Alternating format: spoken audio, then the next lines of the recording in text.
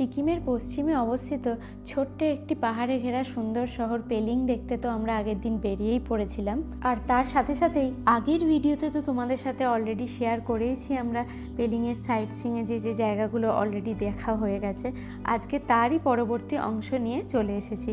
আসলে সেই দিনকে বেশ অনেকগুলো জায়গায় আমাদের ঘোরার তালিকায় ছিল, তার মধ্যে বেশ কিছু আগের ভিডিওতে আমরা অলরেডি দেখিয়েছি, যেমন রিম্বি রিভার, রিম্বি জলপ্রপাত, আর তাছাড়াও রাবদেনসি রুইস এবং বার্ড পার্ক।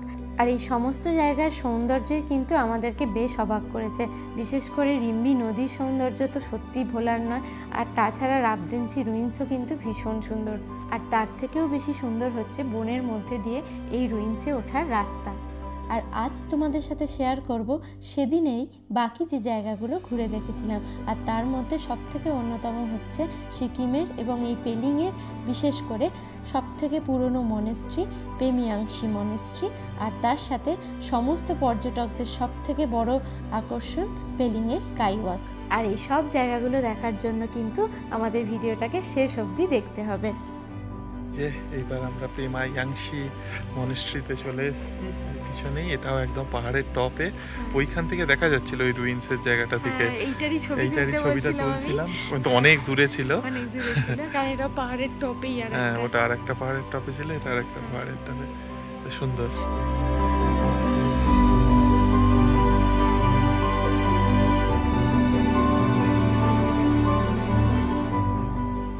রাবদেনসি রুইন্স থেকে যে পেমায়াংশি মনেস্ট্রিটা দেখতে পাচ্ছিলাম, সেই পেমায়াংশি মনেস্ট্রিতেই কিন্তু এসে পৌঁছে গেছি। আর এখানে এই রঙিন পতাকাগুলো উঠছে, দেখতে জাস্ট অসম্ভব সুন্দর লাগছে।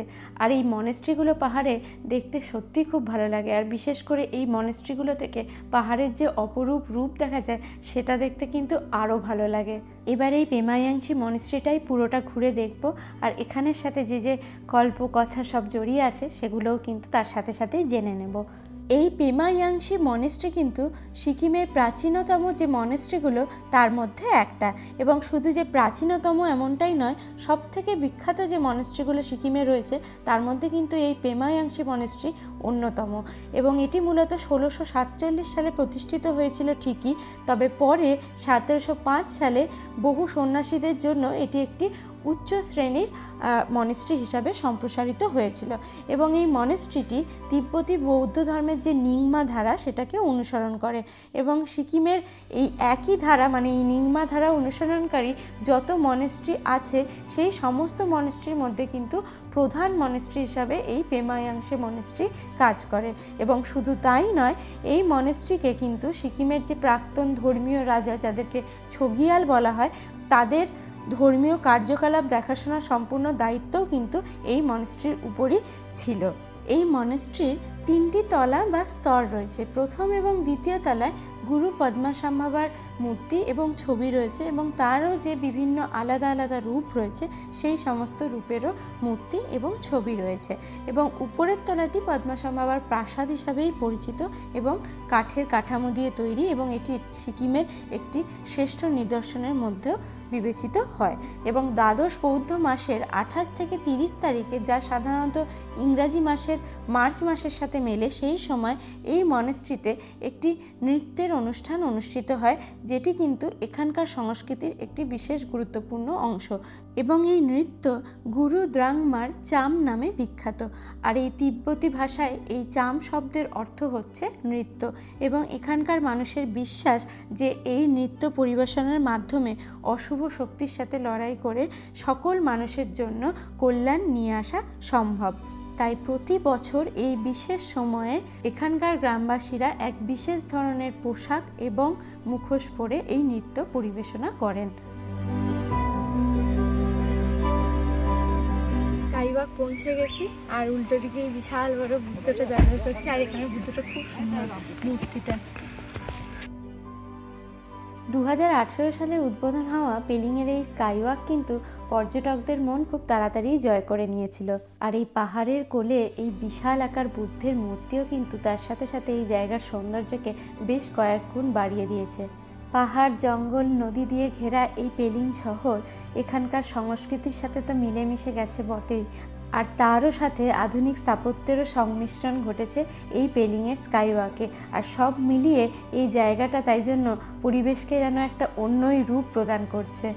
আর সেই রূপ আস্বাদন করতে কিন্তু আমরাও এত দূর থেকে এখানে চলে এসেছি। আর পেলিংয়ের এই স্কাইওয়াক হলো কাঁচের তৈরি এবং উঁচু কাঠামো দ্বারা স্থাপিত একটি উঁচু ফুটওভার ব্রিজ। এটি আসলে ভারতের প্রথম তৈরি হওয়া স্কাইওয়াক এবং এটি পেলিং থেকে প্রায় 6 কিলোমিটার দূরে অবস্থিত। পেলিংয়ের অন্যতম একটি প্রধান আকর্ষণই হচ্ছে এই স্কাইওয়াক এবং তাই জন্য বেশিরভাগ পর্যটকই কিন্তু এখানের আনন্দ উপভোগ করতে অবশ্যই আসেন। এবং কাঁচের তৈরি এই সেতুর উপর দিয়ে হাঁটার সময় খুব সুন্দরভাবে কাঞ্চনজঙ্ঘাও দেখা যায় এবং বনসহ চারপাশের যে পাহাড়ের অপূর্ব দৃশ্য সেগুলোও কিন্তু দেখতে পাওয়া যায় এবং এর নিচ দিয়ে কিন্তু নিচের ভূদৃশ্য খুব সুন্দরভাবেই দেখা যায়। বুদ্ধের যে বিভিন্ন রকম অবতার আছে তার মধ্যে একটি অবতার হচ্ছে করুণার প্রতীক। আর সেই করুণার প্রতীক অবতারটির বেশিরভাগ মূর্তি হচ্ছে চেনরেজিক মূর্তি বা বুদ্ধের অবলোকিতেশ্বর মূর্তি হিসাবে পরিচিত এবং এই রকমই একটি 137 ফুট উঁচু বুদ্ধের মূর্তির সাথেই কিন্তু এই স্কাইওয়াকটি সংযুক্ত রয়েছে। আর সব মিলিয়ে এই জায়গার সৌন্দর্য কিন্তু আমাদেরকে সত্যি মোহিত করে তুলেছে। আর এই পাহাড়ে ঘেরা প্রকৃতির কোলে এমন এক স্থাপত্য কিন্তু সত্যিই আশ্চর্য বটে। এই যে এখানে ঘোরাটা তো ভালোই হলো, স্কাই ওয়াকটার এক্সপিরিয়েন্সটাও খারাপ না, বাট আমরা আনলাকি যে কোথাও থেকে এই কাঞ্চনজঙ্ঘার ভিউটা পাওয়া যায় না। এই যে আলো, এই যে আমাদের জাস্ট পিছন দিকটাই কাঞ্চনজঙ্ঘার একদম ম্যাজেস্টিক ভিউ আসার কথা, কোথায় পেলাম না, শুধুই ফ্লাইট থেকে দেখতে পেলাম। আবার হয়তো যাওয়ার সময়ও দেখতে পাবো, এমনিতে দেখা দিল না, কি আর করা যাবে। এবারের মতো পেলিং থেকে তো কাঞ্চনজঙ্ঘা দেখা আমাদের হলো না, তবে ছোটবেলায় কিন্তু আমরা দুজনেই যখন আমাদের বাড়ির সাথে এসেছি আমরা কিন্তু কাঞ্চনজঙ্ঘার অপরূপ রূপই দেখেছি। তবে অনেকটা ছোট থাকায় সেই রূপ এখন অনেকটাই আমাদের স্মৃতিতে ধূসর হয়ে গেছে। তো যাই হোক, এবারে হয়তো হলো না, এর পরে নিশ্চয়ই হবে আশা করি। তবে এই পেলিংয়ের স্কাইওয়াক দেখেই কিন্তু আমাদের সেদিনের মতো পেলিং ঘোরা কমপ্লিট হয়েছিল। আর তার পরের দিন সকাল সকাল আবার আমাদের বেরিয়ে পড়া ছিল দার্জিলিংয়ের উদ্দেশ্যে। তাই খুব বেশি দেরি না করে আর সন্ধেই আমরা ফিরে গেছিলাম আমাদের হোটেলে এবং হোটেলে ফিরে গিয়ে সেদিনকে আমরা আমাদের ডিনারে চলে গেছিলাম। আর সেদিনকে ডিনারে যদিও ওরা বুফে অফার করেছিল তাই বিভিন্ন রকমের আইটেম কিন্তু সেখানে ছিল, একেবারে চাইনিজ থেকে নর্থ ইন্ডিয়ান খাবার সমস্ত কিছুই। এটা বেশ ভালো, কালকেরটার থেকেও ভালো পনিরেরটা, আর লাসুনি কাবাব ছিল তার থেকে বেটার। সেদিনকে তো পেলিং ভ্রমণটা আমাদের সত্যিই খুব ভালো হয়েছিল আর তার সাথে সাথে সেদিন রাতের ডিনারটাও ভীষণই ভালো ছিল।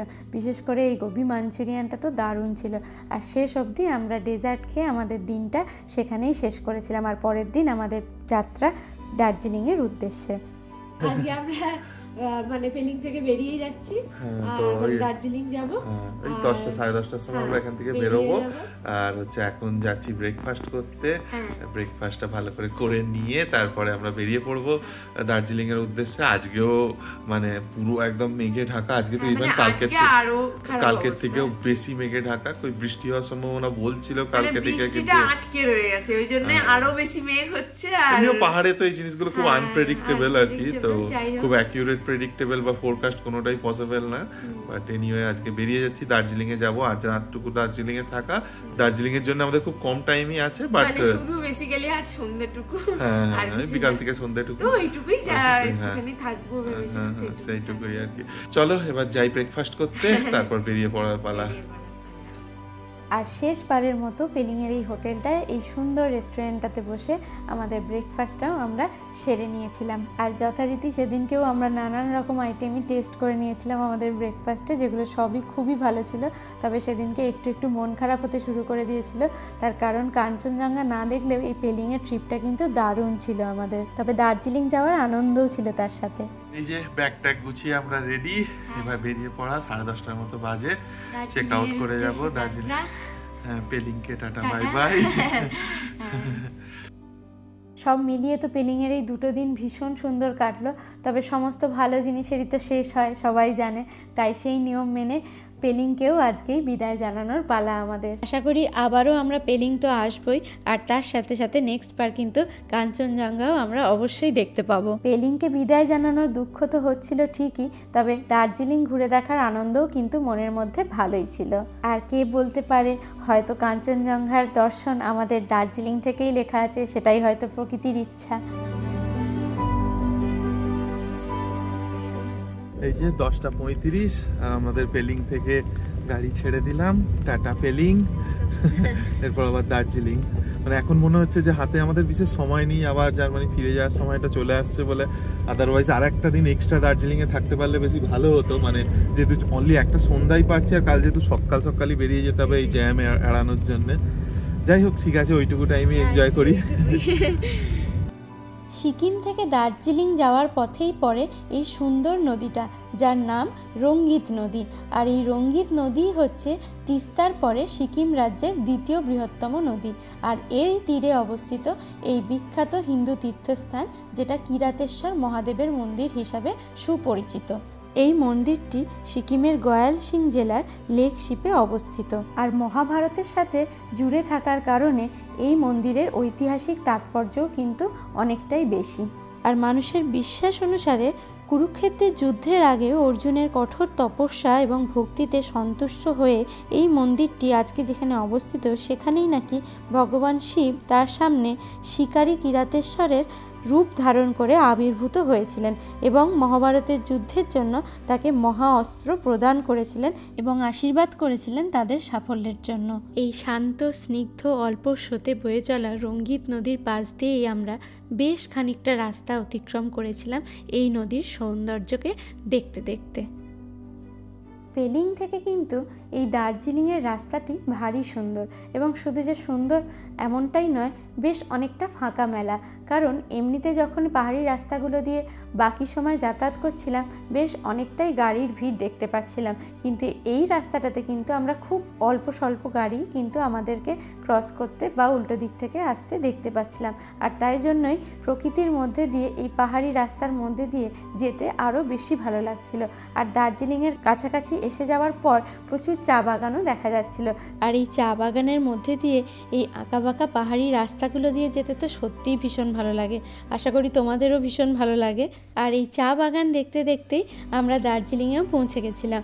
আর দার্জিলিংয়ের রাজভবনের কাছে এসে আমাদের গাড়িটা নামিয়ে দিয়েছিল, কারণ আমাদের যে হোটেলটা বুক করা ছিল সেই হোটেলটা রাজভবনের অংশের মধ্যে, তাই জন্য ওই জায়গায় গাড়ি বা অন্য কোনো যানবাহনই যায় না, পুরোটা হেঁটে যেতে হয়। এবং সেই জন্য হোটেল থেকে ওরা লোক পাঠিয়ে দিয়েছিল যারা লাগেজগুলো নিয়ে চলে যাবে।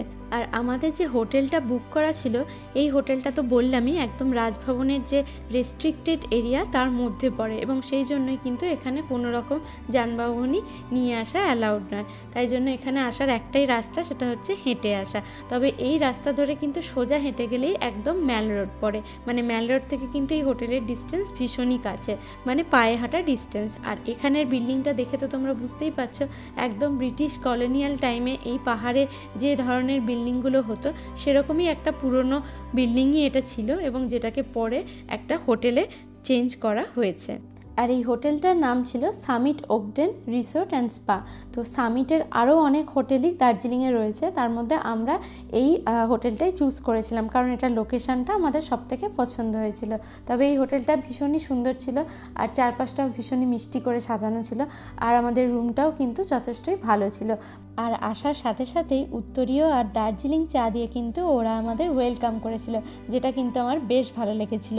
আর তাছাড়া দার্জিলিং অনুযায়ী বেশ অনেকটাই স্পেসিয়াসও ছিল, এখান থেকে ভিউটাও ভীষণ সুন্দর ছিল, এবং এখানে হিটারের ব্যবস্থা এবং সমস্ত অ্যামিনিটিসই খুব ভালো করে দেওয়া ছিল, এবং বাথরুম টাথরুম তো সবই খুব ভালোই ছিল।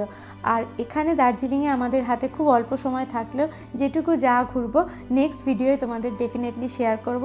আর এই ভিডিওটা কেমন লাগলো, পেলিংয়ের জায়গাগুলো কেমন লাগলো, অবশ্যই কিন্তু কমেন্ট বক্সে লিখে জানিও। আর যদি ভিডিওটা ভালো লেগে থাকে তাহলে অবশ্যই কিন্তু ভিডিওটা লাইক করো এবং বন্ধুদের সাথে বেশি বেশি করে শেয়ার করো। আর এখনও যদি আমাদের চ্যানেলটাকে না সাবস্ক্রাইব করে থাকো তাহলে কিন্তু অবশ্যই সাবস্ক্রাইব করে দিও। চলো টাটা।